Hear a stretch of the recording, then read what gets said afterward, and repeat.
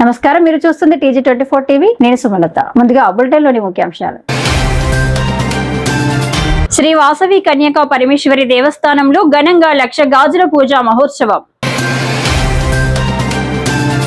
మహబూబాబాద్ జిల్లా తొర్రూరులో సీఎం రేవంత్ రెడ్డి చిత్రానికి పాలాభిషేకం. మౌలిక వసతులను మరింత అభివృద్ధి చేస్తాం. BRS LP whip MLA KP Vivekanand. ఇద్దరు పాత బైక్ దొంగల arrest. Medchal DCP Koti Reddy media సమావేశం. జీడిమెట్ల డిపో ముందు ఆర్టీసీ ధర్నాకు కేపీ వివేకానంద్ సంఘీభావం. మునిరాబాద్ లో భారీ కటౌట్లు, తోరణాలు, కవిత పార్టీ ప్రకటనకు రంగం సిద్ధం. YCP MLC Anantha Babu arrest. Medchal జిల్లా కుత్బుల్లాపూర్ నియోజకవర్గ పరిధిలోని శ్రీ వాసవి కన్యకా పరమేశ్వరి దేవస్థానంలో వాసవి మాతకి 1,00,000 గాజుల పూజ మహోత్సవ ఆహ్వాన కార్యక్రమం వాసవి మాత దేవస్థానంలో పులిగిళ్ల నరసింహులు, ఉదయలక్ష్మి అండ్ కుటుంబ సభ్యుల ఆధ్వర్యంలో శ్రీ వాసవి మాతకు 1,00,000 గాజుల పూజ మహోత్సవ కార్యక్రమం నిర్వహించడం జరిగింది. ఈ కార్యక్రమంలో ఉదయం అమ్మవారికి అభిషేక కార్యక్రమం, పట్టగొలుసుల బహుకరణ, పునర్వసు నక్షత్రం సందర్భంగా లక్ష్మీ గణపతి హోమం, దేవి మూల మంత్ర హోమం నిర్వహించడం జరిగింది. 10 గంటలకు అమ్మవారి సామూహిక కుంకుమార్చన, 1,00,000 గాజుల అర్చన నిర్వహించడం జరిగినది. ఈ కార్యక్రమంలో అధిక సంఖ్యలో మహిళలు పాల్గొని విజయవంతం చేసినందుకు ధన్యవాదాలు తెలియజేశారు. అదేవిధంగా 1 గంటకి అన్నదాన కార్యక్రమం నిర్వహించడం జరిగినది.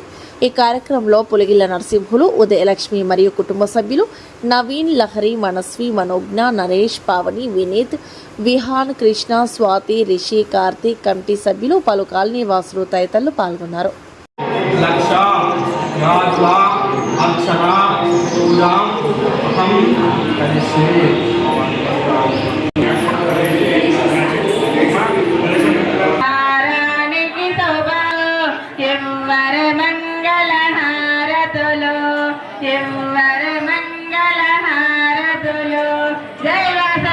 మంగళ మాంగళ్యే శివే సర్వాత్మసారగే శరణ్యే త్రంబకే దేవి నారాయణ నమోస్తుతే. శ్రీ వాసవి కన్యకా పరమేశ్వరి మాతాకి జై. ఈరోజు వైశాఖ మాస సందర్భంగా శ్రీ పులిగిళ్ల నరసింహగుప్త, ఉదయలక్ష్మి దంపతుల యొక్క కుటుంబ సభ్యులందరూ కూడా కలిసి శ్రీ వాసవి లక్ష్మీ భువనేశ్వర సహిత వాసవి కన్యకా పరమేశ్వరి దేవాలయము జగద్గురుయందు అమ్మవారికి వారి సంకల్పం ఏ విధంగా అంటే అమ్మవారికి 1,00,000 గాజుల మహోత్సవ కార్యక్రమాన్ని నిర్వహించాలని వారు మనసులో సంకల్పించుకున్నారు. అదే సందర్భంగా వారు చేసే రోజు కూడా అమ్మవారి జన్మ నక్షత్రమైనటువంటి పునర్వసు నక్షత్రం కూడా కలిసి రావడం ఎంతో అద్భుతమైన విశేషము. అందువలన ఆ దంపతులు, ఆ కుటుంబ సభ్యులు కూడా ఈరోజు అమ్మవారికి ఉదయాన్నే అభిషేకం గావించుకొని అదేవిధంగా అమ్మవారికి అలంకరణ మహోత్సవం నిర్వహించి పునర్వసు నక్షత్రయుక్తముగా అమ్మవారి లక్ష్మీ గణపతి దేవి మూలమంత్ర హోమాన్ని నిర్వహించి అనంతరము చాలామంది మహిళలచే ఈ యొక్క సామూహిక కుంకుమార్చన, 1,00,000 గాజుల మహోత్సవ అర్చన పూజా కార్యక్రమం కూడా వారు కుటుంబ సభ్యులు స్వతహాగా వారు సొంత ఖర్చులు పెట్టుకొని ఈ యొక్క పూజా కార్యక్రమాన్ని నిర్వహించడం ఎంతో అద్భుతమైన విశేషము. వాసవి కన్యకా పరమేశ్వరి జయంతి ఉత్సవాలని ప్రభుత్వం అధికారికంగా ప్రకటించిన సందర్భంగా మహబూబాబాద్ జిల్లా తొర్రూరు మండల కేంద్రంలోని బస్టాండ్ ఆవరణలో సీఎం రేవంత్ రెడ్డి చిత్రపటానికి పాలాభిషేకం నిర్వహించారు. ఈ కార్యక్రమంలో ఆర్యవేశ్య సంఘం రాష్ట్ర ఉపాధ్యక్షులు ప్రొద్దుటూరి గౌరీశంకర్ మాట్లాడుతూ ఆర్యవేశ్యుల ఆరాధ్య దైవం శ్రీ వాసవి కన్యక పరమేశ్వరి జయంతి అధికారికంగా ప్రభుత్వం నిర్వహిస్తున్న సందర్భంగా ఆర్యవేశ్యులు రాష్ట్ర వ్యాప్తంగా రేవంత్ రెడ్డికి రుణపడి ఉన్నామని తెలిపారు. ఇంకా మరెన్నో సంక్షేమ కార్యక్రమాలు ఈ ప్రభుత్వం చేపట్టి పేద ఆర్య వైశ్యులకి ప్రభుత్వం నుంచి వచ్చే సంక్షేమ ఫలాలు ఆర్య వైశ్యులకి అందించాలని కోరారు. ఈ కార్యక్రమంలో మాజీ కౌన్సిలర్ బిజ్జాల అనిల్ కుమార్, సామరామూర్తి, తమ్మి రమేష్, దారం కుమారస్వామి, నాలం కృష్ణమూర్తి కుమారస్వామి, దారం మధు, మద్దిరాల మండల ఆర్య వైశ్య సంఘం అధ్యక్షులు మహంకాళి వెంకటేశ్వర్లు పాల్గొన్నారు.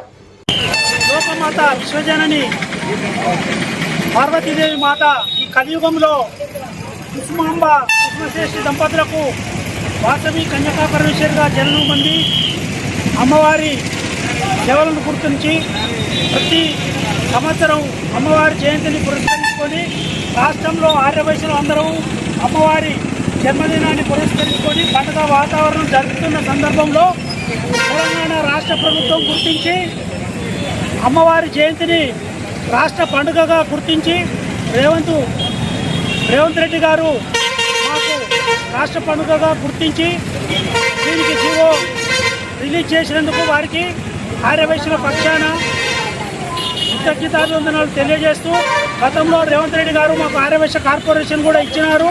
ఆర్యవైశ్యులందరూ కూడా రాష్ట్ర ప్రభుత్వం రేవంత్ రెడ్డి గారి నాయకత్వంలో నడుస్తామని, అభివృద్ధికి పాల్పడతామని తెలియజేస్తూ వారు మాకు మా పండుగను రాష్ట్ర పండుగగా గుర్తించినందుకు ఈరోజు వారి చిత్రపటానికి పాలాభిషేకం చేయడం తొర్రూరు మండల కేంద్రంలో జరిగింది. ఆర్యవైశ్యులందరూ ఎంతో సంతోషంగా ఉన్నారు. రేవంత్ రెడ్డి గారి నాయకత్వంలో మా కార్పొరేషన్ కూడా నిధులు ఇస్తారని మేము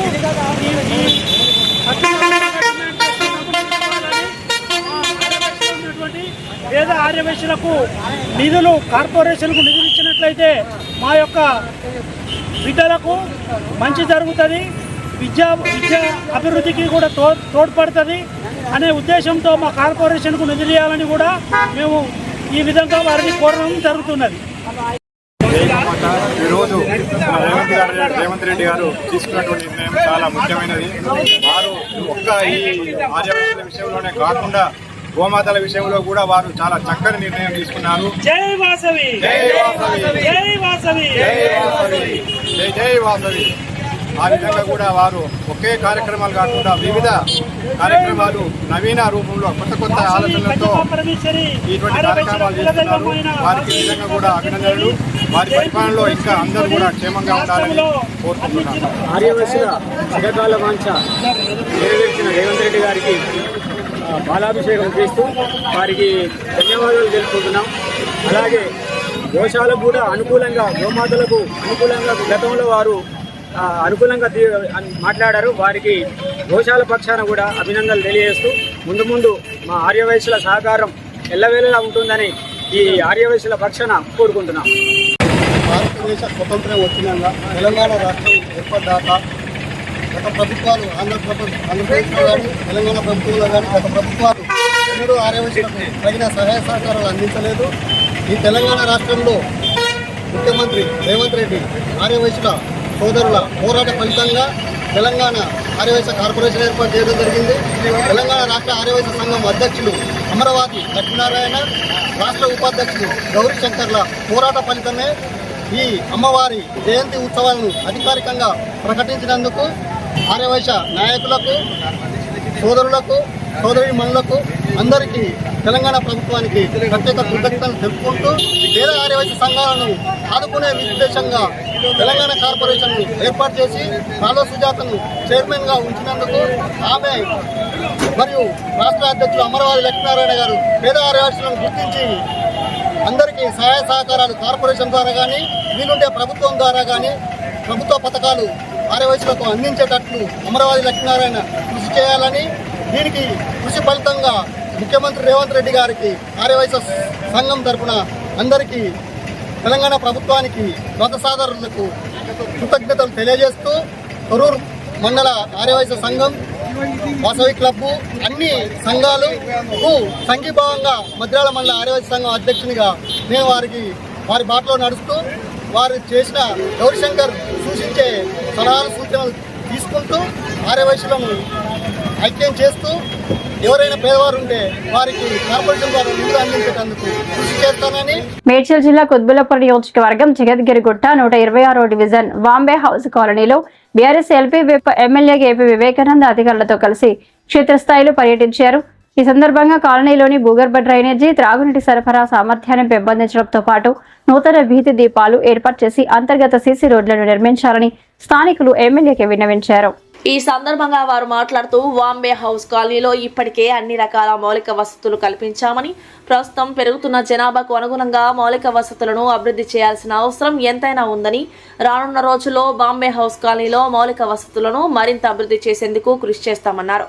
ఈ కార్యక్రమంలో బాంబే హౌస్ కాలనీ అధ్యక్షులు మురళి, ప్రధాన కార్యదర్శి మౌనిక, మాజీ కార్పొరేటర్ జగన్, డివిజన్ అధ్యక్షులు రుద్ర అశోక్, శ్రీ వెంకటేశ్వర దేవస్థానం మాజీ చైర్మన్ వేణు యాదవ్, సీనియర్ నాయకులు పాపులు గౌడ్, విఠల్, దాసు, మల్లేష్ గౌడ్, శశిధర్ ముదిరాజ్, ప్రభాకర్, మెట్ల శ్రీను, సాయి తేజ, గోపాల్, మహేందర్, నాని, ముంతాజ్, అంజీ, భూపతి రెడ్డి, త్రివేణి కాలనీ వాసులు తదితరులు పాల్గొన్నారు. మొన్న డివిజన్లు మారినప్పుడు మరి వాళ్ళు అక్కడ అధికారులు వచ్చేసి లేదు మాకు రాదు కుబ్బులాపూర్కి వస్తారని చెప్తే ఇమీడియట్లీ మరి ఎమ్మెల్యే గారిని ఒకసారి వీడియోదామని చెప్పేసి మొన్న మురళి గారికి, రాకేష్ గారికి ఇక్కడ కమిటీ వాళ్ళు వస్తే చెప్పి మరి ఎమ్మెల్యే గారిని విజిట్ చేపిద్దాం. ఈ చిన్న సమస్యలు కాదు, కొన్ని పెద్ద సమస్యలు, మరి సమస్యలు తీరాలంటే ఎమ్మెల్యే గారిని పిలుచుకురావాలని చెప్పి చెప్పడం జరిగింది. మరి దాంట్లో భాగంగానే ఈరోజు మన ఎమ్మెల్యే గారికి రావడం జరిగింది. మరి ఇక్కడ ఉన్నటువంటి ప్రజెంట్ సెక్రటరీ 2 సంవత్సరాల నుంచి కూడా మరి గతంలో ఇక్కడ ఎవరికైతే గాంధీ గతంలో మరి 2 సంవత్సరాల కింద ఎత్తుగా మరి ప్రజలు కొంచెం అంటే ఉన్నదాంట్లో మెరుగు చేసాం తప్ప మనకు పూర్తి అధికారం లేక ఏం చేయలేకపోయాం. మరి ఇక్కడ ఉన్నటువంటి ప్రజెంట్ సెక్రటరీ గారు అన్న మేము గాంధీనగర్ పోయినాం, కనీసం మాది ఎప్పుడు చూసారైనా మీరు ఓట్లు వేసి అన్న టైపు అన్నారు, మరి మీకే రావాలని చెప్పేసి అలా ఒక కోరుకునే మరి ఆ కోరిక మరి ఈరోజు నెరవేరిందని చెప్పేసి మరి చాలా సంతోషంగానే ఉంది. మరి దీన్ని మరి మన ఎమ్మెల్యే గారి మీద ఇది పెద్ద బరువు పని. మరి గతంలో మరి ఇవన్నీ కూడా ఇష్టం చిన్న నా వినపం ఏంటి అంటే మీరు చూసుకున్నట్టయితే మీ ఇంటి ముందు నుంచి గల్లీలలో చూసుకున్నా కానీ చెత్త అనేది వేసేస్తుంది.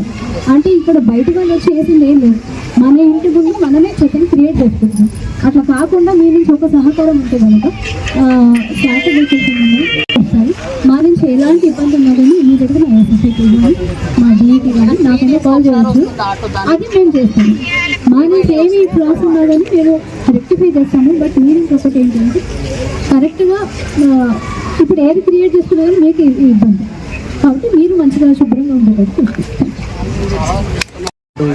గౌరవ డిప్యూటీ కమిషనర్ గారు, లావణ్య మేడం గారు చాలా విషయాలు క్లుప్తంగా చెప్పినారు. ఎందుకు ఈ పరిస్థితి ఈరోజు ఉన్నదంటే వాస్తవానికి జనాలంతా మన వాళ్ళు. మేడ్చల్ జిల్లా కుత్బుల్లాపూర్ నియోజకవర్గ పరిధిలోని దుండిగాల్ పోలీస్ స్టేషన్ పోలీసులు 2 పాత బైక్ దొంగలను అరెస్ట్ చేశారు. పలు చోట్ల జరిగిన బైక్ దొంగతనాల కేసులో నిందితులను అదుపులోకి తీసుకున్నారు. పోలీసుల వివరాల ప్రకారం నిందితులు నవీన్, శ్రీనివాసులుగా కలిసి మొత్తం 9 పోలీస్ స్టేషన్ పరిధిలో 24 బైక్ దొంగతనాలు పాల్పడ్డారు. వారి వద్ద నుంచి దొంగిలించిన బైక్లను కొనుగోలు చేసిన రమేష్, శ్రీకాంత్లను కూడా పోలీసులు అరెస్ట్ చేశారు. నిందితుల వద్ద నుంచి సుమారు 12 లక్షల విలువైన బైక్లు స్వాధీనం చేసుకున్నట్లు తెలిపారు. ఈ సందర్భంగా మేడ్చల్ డీసీపీ కోటిరెడ్డి మీడియా సమావేశంలో మాట్లాడుతూ ప్రజలు తమ వాహనాలను ఎక్కడ పడితే అక్కడ పార్క్ చేయకుండా జాగ్రత్తలు తీసుకోవాలని సూచించారు. అలాగే బైకులకు సెక్యూరిటీ సెన్సార్లు ఏర్పాటు చేసుకోవాలని తెలిపారు. అరెస్టు చేసిన నిందితులను పోలీసులు రిమాండ్ కు తరలించారు. ఈ కార్యక్రమంలో సిఐలు, ఎస్ఐలు, పోలీస్ సిబ్బంది, బైక్ బాధితులు పాల్గొన్నారు.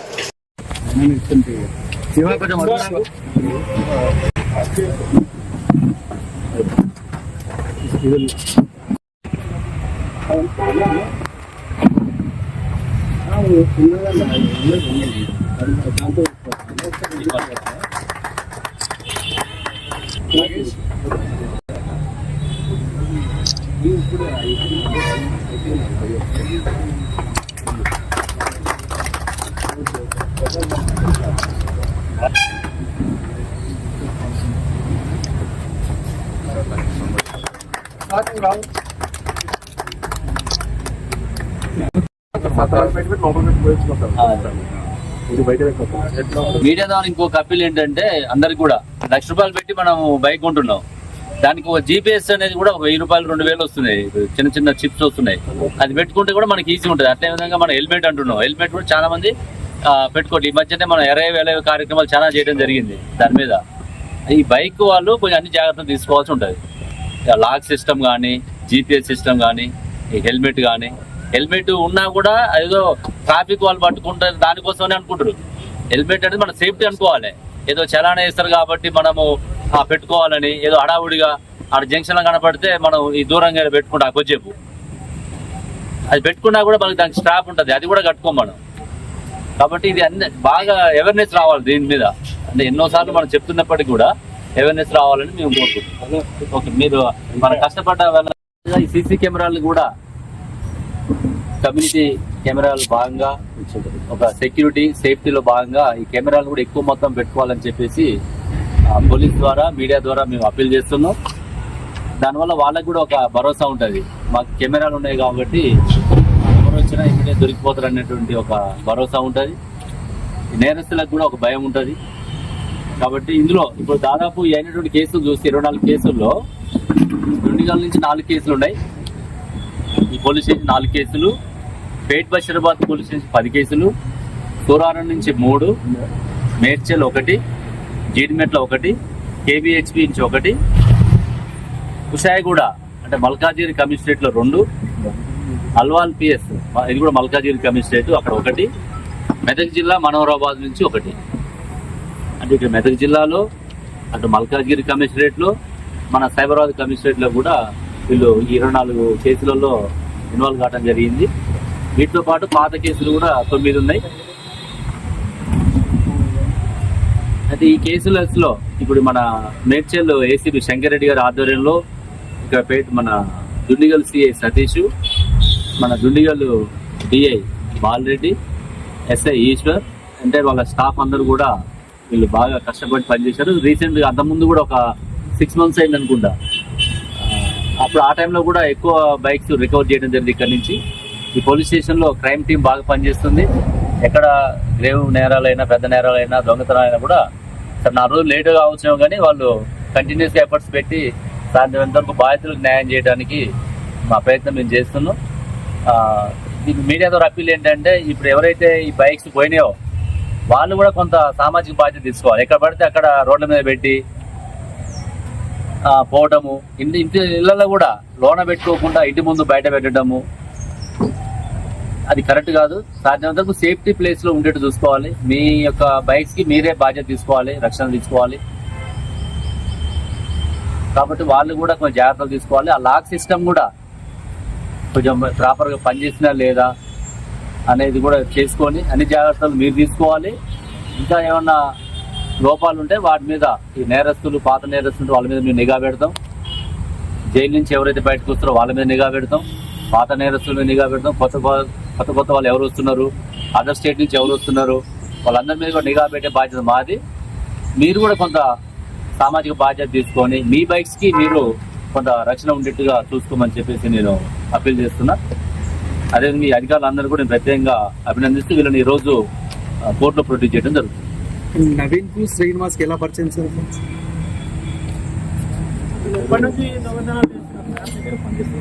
ఏమో సెక్యూరిటీ పనిచేస్తున్నాడు, నవీన్ ఏమో ఈ ఊబర్లో అక్కడక్కడ డ్రైవర్గా పనిచేస్తాడు. ఆ పనిచేసే ప్రాసెస్ ఇద్దరికి పరిచయం ఏర్పడింది. ఆ పరిచయం తోటి నేను ఇతను నవీన్ ఇక్కడ, శ్రీనివాస్ అనేది అన్నింటిలో లేడు, కొన్నిట్లో మాత్రమే అతన్ని భాగస్వామి ఉంటుంది. ఎన్ని సంవత్సరాలుగా చేస్తున్నారు వీళ్ళు దొంగతనాలు? ఇప్పుడు ఈ అఫెన్స్ అన్ని కూడా జనవరి నుంచి ఏప్రిల్ మధ్య ఈ 3-4 months జరిగింది. Okay, thank you. ఈరోజు దుండిగల్ పోలీస్ స్టేషన్ పరిధిలో 2 నటోరియస్ బైక్ దొంగతనాలు చేస్తున్నటువంటి వ్యక్తుల్ని అదుపులోకి తీసుకోవడం జరిగింది. బి నవీన్ 23 సంవత్సరాలు, కొంపల్లిలో ఉంటాడు. నేటివ్ ప్లేస్ మెదక్ జిల్లా. సెకండ్ పర్సన్ టి శ్రీనివాస్, పేట్ బషీరాబాద్ ఏరియాలో ఉంటాడు. ఇతను నేటివ్ ప్లేస్ మహబూబ్నగర్ జిల్లా. వీళ్ళిద్దరు కలిసి సుమారుగా 24 బైక్స్, 2 వీలర్స్ని దొంగతనం చేయడం జరిగింది. వాళ్ళు ఇక్కడ గండి మైసమ్మ చౌరస్తాని బేస్ చేసుకొని ఇకంతా షాపింగ్ ఏరియా, బిజీ ఏరియా ఉంటుంది కాబట్టి కొంతమంది పబ్లిక్ ఆ వెహికల్స్ పెట్టిపోతే ఆ వెహికల్స్ వేరే బైక్ కీస్ పెట్టడం, డూప్లికేట్ కీ పెట్టడము, వాటితో ఇతను బైక్ దొంగతనం చేయడం జరుగుతుంది. ఇందులో మెయిన్గా నవీన్ అనే వ్యక్తి గతంలో 9 కేసెస్లో ఉన్నాడు. Srinivas first time. వీళ్ళు చేసినటువంటి దొంగతనాలు నవీన్ మెదక్ జిల్లా, వాళ్ళ నేటివ్ ప్లేస్ మెదక్ జిల్లా, అక్కడ వాళ్ళ దోస్తులకు ఇవ్వటము, 3,000కి 4,000కి అక్కడ అమ్మటము, వాళ్ళు మళ్ళీ 10,000కి అట్లా వాళ్ళు అక్కడ లోకల్గా ఉన్నటువంటి పబ్లిక్ అమ్మడం జరుగుతుంది. వాళ్ళు రిసీవర్స్ను కూడా ఇందులో మనం కేసు ఇన్వాల్వ్ చేసిన. వాళ్ళ పేర్లు రమేష్, ఇతను మెదక్ జిల్లా రాజపేట గ్రామం, శ్రీకాంత్ మెదక్ జిల్లా రాజపేట గ్రామం. వీళ్ళు రిసీవర్స్గా వీళ్ళ పేర్లు పెట్టడం జరిగింది. టోటల్గా ఈరోజు 24 బైక్స్, 12 లక్షల వరకు విలువ గల బైక్స్ని రికవర్ చేయడం జరిగింది. ఇందులో ముఖ్యంగా మనం సీసీటీవీ కెమెరాస్ దాదాపు వాళ్ళు ఎన్ని కెమెరా 200 కెమెరాలు చూసుకుని పోవడం జరిగింది. అంటే ఎంట్రీ ఒకటి, ఎగ్జిట్ ఒకటి. ఎక్కడెక్కడైతే బైక్స్ పోయినాయో ఆ బైక్స్ పోయిన దగ్గర ఎంట్రీ ఎగ్జిట్ చూస్తూ 2 టీమ్స్గా డివైడ్ అయ్యి ఇక్కడ మన డిఐ బాలరెడ్డి ఇన్స్పెక్టర్ గారు ఉన్నారు, అదేవిధంగా ఎస్ఐ ఈశ్వర్ వాళ్ళ ఆధ్వర్యంలో వాళ్ళ టీం క్రైమ్ టీం అంతా కూడా బాగా పనిచేసి దాదాపు 200 కెమెరాలు చెక్ చేయాలంటే చూడండి ఎంత పేషెన్స్ అవసరమో. అంటే ఈ కెమెరాలు అనేది ఎంత ఉపయోగం మనం గతంలో కూడా చాలా సందర్భాల్లో మీడియాకి అప్పీల్ చేయడం జరిగింది. మేడ్చల్ జిల్లా జీడిమెట్ల బస్ డిపో ముందు ఆర్టీసీ కార్మికులు చేపట్టిన ధర్నా కార్యక్రమానికి బీఆర్ఎస్ ఎల్పీవీపీ ఎమ్మెల్యే కేపీ వివేకానంద్ సంఘీభావం తెలిపారు. ఈ సందర్భంగా ఆత్మహత్య చేసుకున్న ఆర్టీసీ డ్రైవర్ శంకర్ గౌడకు నివాళులర్పించి మౌనం పాటించారు. ఈ సందర్భంగా ఎమ్మెల్యే కేపీ వివేకానంద్ మాట్లాడుతూ ఆర్టీసీ కార్మికుల డిమాండ్లు న్యాయమైనవేనని పేర్కొన్నారు. గతంలో కేసీఆర్ హయాంలో ఆర్టీసీని ప్రభుత్వంలో విలీనం చేసినప్పటికీ ప్రస్తుత రేవంత్ రెడ్డి ప్రభుత్వం ఆ ప్రక్రియను అమలు చేయడంలో నిర్లక్ష్యం చూపుతోందని ఆరోపించారు. రాష్ట్రంలో కార్మికులు, రైతులు, ఉద్యోగులు సహా అన్ని వర్గాల ప్రజలు ప్రభుత్వంపై అసంతృప్తిగా ఉన్నారని అన్నారు. కాంగ్రెస్ పార్టీ ఎన్నికల హామీలను నెరవేర్చే వరకు బీఆర్ఎస్ పార్టీ ప్రజల పక్షాన పోరాటం కొనసాగిస్తుందని తెలిపారు. ఈ కార్యక్రమంలో పలు కార్మిక సంఘాల నాయకులు, స్థానిక ప్రజాప్రతినిధులు, కార్యకర్తలు మరియు మహిళా నాయకులు పాల్గొన్నారు.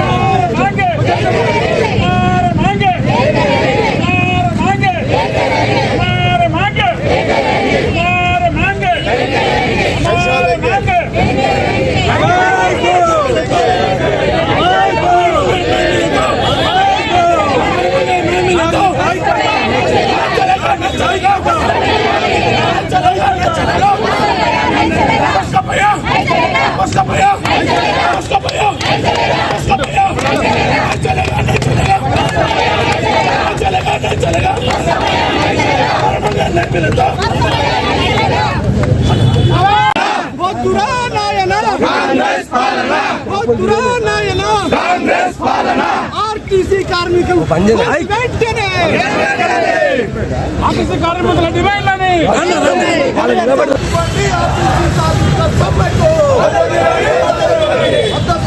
ఆర్టీసీ కార్మికుల సమ్మెకు మద్దతు ఇవ్వండి. ఆర్టీసీ కార్మికుల సమ్మెకు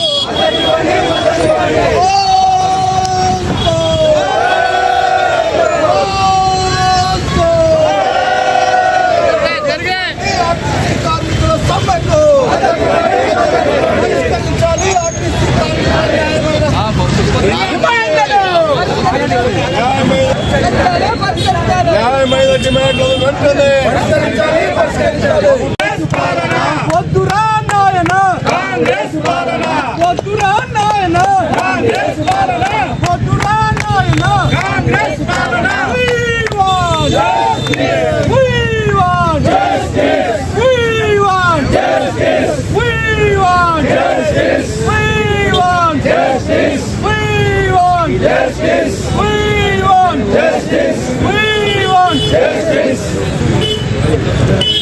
అదేవిధంగా సిపిఎం నాయకులు లక్ష్మణ్ గారు, యూసుఫ్ గారు, ఉమామేష్ గారు మరియు టిఆర్ఎస్ కార్పొరేటర్లు, కార్యకర్తలు మరియు అందరికీ ఇక్కడికి వచ్చేసిన అందరికీ మాకు మద్దతు తెలుపుతున్న అందరికీ మీకు జీడిమెట్ల డిపో తరఫున హృదయపూర్వక ధన్యవాదాలు తెలుపుకుంటున్నాం.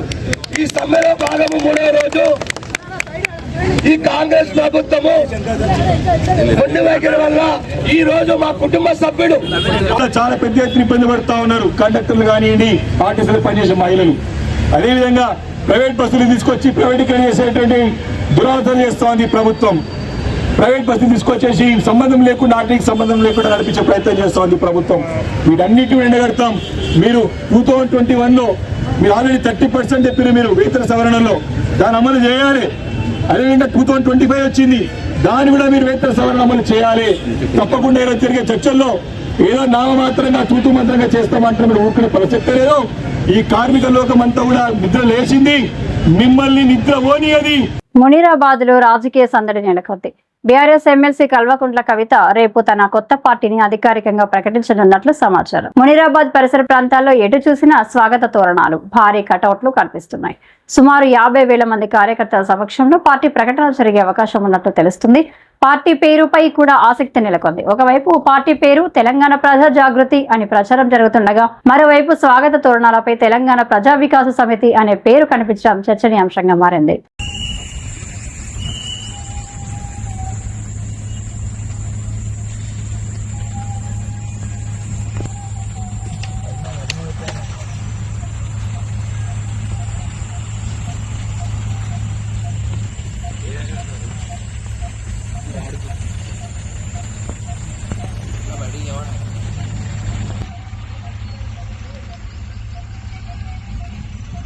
వైసీపీ ఎమ్మెల్సీ అనంతబాబు అరెస్ట్ అయ్యారు. రాజమహేంద్రవరం కోర్టు నుంచి బయటకు రాగానే ఆయన్ను పోలీసులు అదుపులోకి తీసుకుని సర్పవరం పోలీస్ స్టేషన్ కు తరలించారు. డ్రైవర్ సుబ్రహ్మణ్యం హత్య కేసులో బెయిల్ రద్దు పిటిషన్ పై విచారణ సందర్భంగా ఇవాళ భార్య లక్ష్మీ దుర్గతో పాటు ఆయన కోర్టుకు హాజరయ్యారు. అతడిని విచారణ కోసం కస్టడీలోకి తీసుకున్నామని దర్యాప్తు అధికారి తుని రూరల్ సిఐ చెన్నకేశ్వరరావు చెప్పారు.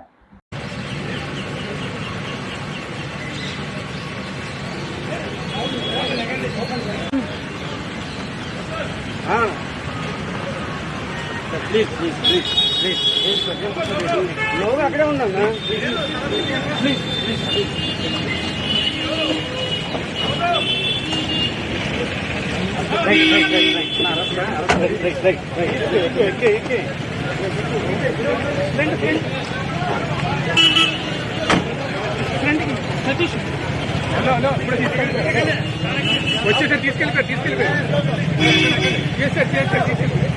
మరిన్ని తాజా అప్డేట్స్ కోసం TG24 టీవీ చూస్తూనే ఉండండి.